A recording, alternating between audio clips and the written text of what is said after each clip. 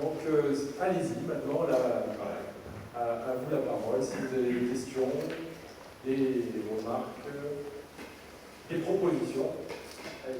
Pour revenir à ce que vous appelez le conseil citoyen, est-ce que vous allez maintenir des réunions de quartier, ouvrir le conseil municipal comment ça peut se passer justement pour ce dialogue qui n'est pas facile justement avec la population? Alors, on a plusieurs personnes qui sont tout à fait compétentes pour répondre, donc moi je vais répéter. Vas-y. Non, tiens, pas le droit. C'est au moins ouvert. Et du coup, moi je peux le faire aussi.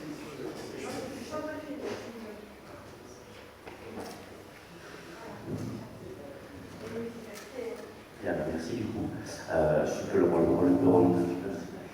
Oui, donc, alors la démocratie participative avec ces comités citoyens, on a beaucoup réfléchi à la fois dans les instruments ensemble, mais également dans l'acte permanent, donc c'est un thème qui est partagé par les polices. Et le but, c'est effectivement, comme on a une fusion des communes assez récente, le but, c'est de créer, au lieu d'un seul conseil citoyen à l'échelle de la MLO, de conserver des comités citoyens sur les 5 communes historiques, et afin de faire participer les habitants sur à la fois des projets qui seraient à l'échelle de la MLO, mais aussi des projets qui seraient plus centrés sur les communes déléguées. Et ainsi, les habitants, ils se prononcent également sur proposition du conseil municipal sur des projets, des délibérations à venir à l'échelle de la MLO, mais aussi qui concernent aussi des communes déléguées. Et les membres de ce comité citoyen, qui seront évidemment représentatifs à la fois de chaque commune déléguée, ils auront aussi une sorte de droit d'initiative de proposer des projets concernant à la fois MLO, mais également des projets plus spécifiques sur le territoire des QL, de Montarlot, enfin des 5 communes déléguées, puisqu'on a une commune nouvelle, mais avec des territoires qui sont quand même bien spécifiques, puisqu'il y a 2 communes plutôt rurales, comme le sont Montarlot et Bisy, et une commune un peu plus, on va dire, connectée déjà, pour ce qui concerne Morée, Veneux et Écuelle.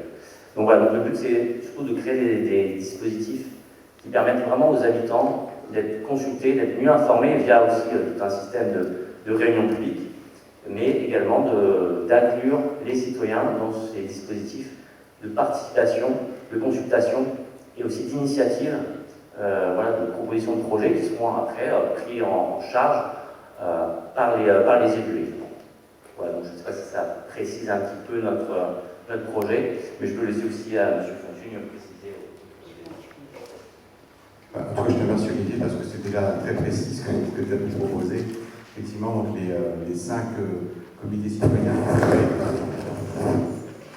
qui pourraient exister chacun au sein de sa propre commune déléguée et qui formerait globalement donc un collectif qui lui aurait une sorte de droit de regard en fait sur les décisions municipales à venir, qui pourrait, on l'imagine comme ça, qui pourrait émettre un avis avant justement que le Conseil ait à délibérer pour vérifier si les propositions sont bien perçues, bien comprises et si elles correspondent à un vrai engagement vis-à-vis de nous, mais vis-à-vis aussi des habitants par rapport à la démarche qui est en train de se mettre en place de transition.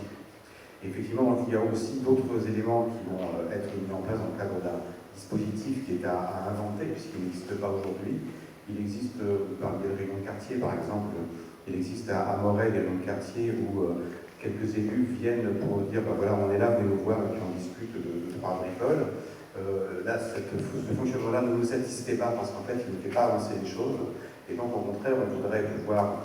Il peut y avoir des réunions publiques sur des thématiques très importantes, il peut y avoir des actions de longue haleine, donc sur plusieurs mois, pourquoi pas, autour de sujets qui nous tiennent à cœur les uns comme les autres. Il peut y avoir des réunions de proximité sur des problématiques très très fines en fait à régler, comme du stationnement dans une rue. Et puis il peut y avoir, et ça ce qui nous intéresse aussi, c'est des rencontres régulières en extérieur, parce que c'est souvent comme ça que ça se passe, sur l'espace public, pour essayer de faire en sorte que les habitants de tout un secteur en fait, de la commune s'approprient les éléments, les travaux qui vont être mis en œuvre. C'est l'occasion, par exemple, de présenter des choses qui sont déjà prévues en termes de réalisation, mais c'est aussi l'occasion de pouvoir pointer du doigt des choses qu'on n'a pas forcément vues au préalable, et on se dit, mais c'est vrai qu'il y a un regard à porter sur cette question-là, et comme il y a eu le regard de l'habitant, l'échange entre plusieurs habitants, ça permet en fait d'affiner les problématiques et d'affiner les réponses qu'on pourra apporter. C'est une piste, ça, hein, c'est pas forcément un projet écrit, mais ce sont des pistes comme ça sur lesquelles on réfléchira à l'intérieur d'un dispositif plus large d'implication des habitants de manière assez importante, notamment pour terminer au sein du conseil municipal, donc contrairement à ce qui se fait aujourd'hui au sein de nos régions urbaines, on va pouvoir reprendre ce qui se faisait dans d'autres communes précédemment, ce qui se faisait d'ailleurs à Écuelle avant que, j'en parle parce que je connaissais bien la situation, mais avant qu'il y ait le rapprochement avec Moret, c'est de permettre justement un échange avec les personnes qui viendront. Ce sera cadré forcément, ça ne peut pas se faire n'importe comment, mais en tout cas il y aura un droit de parole et il y aura la possibilité d'expression. Oui, parce que possibilité d'expression, c'est valable que si, par exemple, les réunions de quartier, quand les gens s'expriment, leur parole est entendue et crue. Parce que quand on s'entend dire on vous écoute, hein, c'est ce qui se passe à l'heure actuelle hein, dans les réunions de quartier, elles existent, on ne peut pas le nier. Vous disiez que ça ne fonctionnait pas, mais il faut voir pourquoi. Hein, les gens s'expriment, ils expriment des problèmes, sont écoutés en face, mais pas crus, voire même démentis, sur place. Voilà, c'est pour ça que ça ne marche pas. À l'heure actuelle, à Morel, par exemple, c'est très clair. On a le sentiment qu'il y a effectivement un défaut de bienveillance assez important.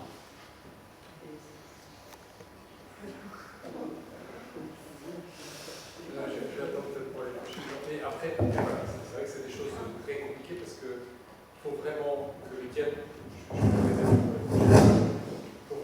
dialogue, puisse avoir lieu, pour qu'aussi les gens comprennent complètement et s'approprient les contraintes avec lesquelles leurs élus essayent de mettre en place le projet que vous-même vous avez voté. C'est-à-dire, voilà, je ne vais pas aller dans la facilité en disant effectivement c'est facile et tout ça. Il faudra que nous on nous dise le point de départ du projet qu'on vous présente, c'est parce que vous avez voté collégialement telle grande ligne directrice. On l'a tous validé. Vous nous avez choisi pour porter ça. Donc si demain on n'arrive pas, vous allez nous reprocher dans 5 ans le fait qu'on n'y est pas arrivé. Mais en revanche, pour porter cette ligne directrice, une fois qu'on est d'accord sur l'objectif, on travaillera ensemble sur la manière de faire. Et là, ça sera forcément beaucoup plus intelligent que si on décidait tout seul. Et évidemment, l'idée, c'est pas de savoir tout, c'est de beaucoup écouter et puis de dire, voilà, en même temps, voilà les contraintes budgétaires sur lesquelles on est. Et c'est pour ça que plus il y a de niveau d'implication et d'implication des citoyens, plus les choses seront comprises. C'est-à-dire que voilà, le conseil citoyen ou le comité citoyen pourra dire oui, effectivement, on a suivi de près les délibérations budgétaires, et si on regarde les options qui se dégagent, soit vous augmentez les impôts ou vous baissez les dotations à je ne sais qui, parce qu'il faut toujours trouver quelque chose, soit vous allez vers telle option de travaux. Enfin, voilà. Donc toujours est-il que si on a ces caisses de résonance de la société civile qui permettent de comprendre les discussions, de les enrichir, on espère que tout ça sera compris et encore beaucoup plus intelligent que si on devait le faire tout seul. C'est l'esprit. Après, ça va prendre beaucoup plus de temps. Et c'est pour ça qu'on on cherchait des gens très motivés, parce que c'est sûr, la parodie, c'est sûr qu'au départ, on n'essaie pas de le mettre en place à temps. Jean-Marc. Oui, je voulais revenir sur ce que vous dites et vous avez déterminé dans les projets auxquels je souscris complètement. Mais voilà, nous sommes rentrés en période de confinement le 17 mars et le 23 mars, le gouvernement a pris des ordonnances. Dans ces ordonnances du 23 mars, il était annoncé pour l'ensemble des communes que le budget en finalité, la terme échue, était le 22 juillet. Voilà. Donc vous allez être soumis, si vous êtes élus, à parler de ce budget que vous allez voter. Donc, d'abord, quelques propositions parce qu'il faut vous faire. Comme dirait l'autre, pour avoir des jours heureux à vivre, j'ai remarqué que dans la période que nous venons de vivre, tous les mécanismes de solidarité s'étaient appauvris. qu'il s'agisse du secours populaire, du secours catholique, des restaurants du cœur, etc., etc.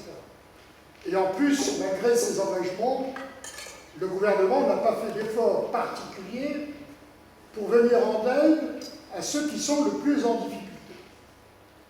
Je pense très sincèrement que, à partir du 28 juillet, quand vous allez voter ce budget, il faut au moins préciser 5-6 engagements que vous allez tenir rapidement. Je vous en propose déjà un premier, parce que nous a suffisamment bassiné pendant ce confinement l'histoire des enfants décrocheurs. Sachez qu'aujourd'hui, vous le devez savoir tous, des parents qui sont au RSA ne paieront pas de vacances pour leurs enfants. Et nous considérons que l'éducation et les vacances font un tout. Donc je propose que la municipalité en place réfléchisse à des subventions à accorder aux familles les plus défavorisées pour que les enfants puissent partir en vacances et qu'on puisse éviter encore le spectacle que j'ai vu cet après-midi où des enfants se balancent du dessus du pont pour plonger. Donc ça, c'est la première chose. La deuxième chose, on parle des jeunes, on peut parler des vieux. Et malgré cette espèce de rumeur qui consiste à dire que Morez est une ville à peu près particulière, où il y a des gens riches, etc., à Morez, il y a des anciens, ce que l'on appelle habituellement les aînés, qui ne mangent pas à leur faim. D'accord? Sauf que jusqu'à maintenant, la stratégie de la municipalité, c'était de dire, eh bien appelez-nous, on va voir ce qu'on peut faire avec la CCAS. Non, ce que je propose aussi là, c'est qu'on puisse, puisque vous avez fait des comptes rendus sur les producteurs locaux, qu'on puisse donner à ces gens en difficulté des bons pour aller se ravitailler, des bons d'une 50aine d'euros pour qu'ils puissent aller se ravitailler dans ces productions locales. Donc voilà, après, moi je souhaitais, parce que je me suis dit, bon, je les connais un peu, ils ne vont pas rester les mains dans les poches jusqu'à la dernière minute, donc je pense que l'audit, il faut la faire très rapidement et rendre compte très rapidement, et en particulier avoir un œil très attentif sur la scène. C'est là qu'on va découvrir, donc ça va être assez intéressant. Mais je crois que dès la rentrée, il va falloir, si vous voulez créer ces comités de participation, mettre la population le plus rapidement dans le coup. Et j'ai enfin une dernière proposition à vous faire. Vous avez certainement lu dans La République de Seine-et-Marne, sur la plume de Catherine Rive, que l'usine de métallisation va être construite à partir de 2021. Alors, on se trouve dans une situation où on a des gens qui sont pour, où on a des gens qui sont contre, mais ce qu'on a constaté, c'est qu'en définitive, les gens ne savent pas exactement ce qu'est une usine de métallisation. Donc je pense que ça, dès la rentrée, il faut que la municipalité prenne la responsabilité d'inviter la population avec des experts pour dire voilà ce qu'est l'usine de métallisation, voilà ce qu'on va y faire. Alors pourquoi je dis ça? Parce que je suis un peu inquiet sur le plan politique, mais j'ai vu que celui qui bossait avec Valérie Pécresse et qui est responsable des énergies renouvelables, je le dis comme je le pense, c'est ma façon de m'exprimer, et effectivement membre de l'UDI. Voilà. Donc il est du même parti que Patrick Septier. Et si vous avez lu le Parisien, ou si vous ne l'avez pas lu, on vous enverra une copie, il a dit que donc, ce président de région sur les énergies renouvelables a décidé pour 2021 la mise en place de 17 projets, dont 15 vont se réaliser en Seine-et-Marne. Donc je me dis, est-ce qu'il y a un rapport entre effectivement être à l'intérieur d'un parti et une décision politique? Voilà. Mais je pense qu'on ne peut pas échapper au fait de mettre la population dans le coup. Alors, du coup, merci Jean-Marc, ces trois propositions qui me paraissent, moi je pense qu'il y a beaucoup de choses qu'on peut reprendre. On va évidemment, je ne vais pas dire on fera ça sous cette forme ou sous telle autre forme, mais sur les idées quand on disait qu'on allait renforcer significativement les aides du CCAS, notamment les aides facultatives, c'est bien pour apporter des solutions du type de celles que tu envisageais. pense qu'on pourra peut-être même rentrer dans des choses plus concrètes parce qu'on a commencé à en parler avec Mireille, avec Marianne et avec d'autres. Donc on peut tout à fait imaginer des choses comme ça. Quant à la réflexion associée à la population pour comprendre ce que c'est qu'une unité de méthanisation au ski, ce que ça implique, etc. Aller faire pourquoi pas même un voyage ailleurs pour illustrer autour de ça, en embarquant des citoyens ou autre chose.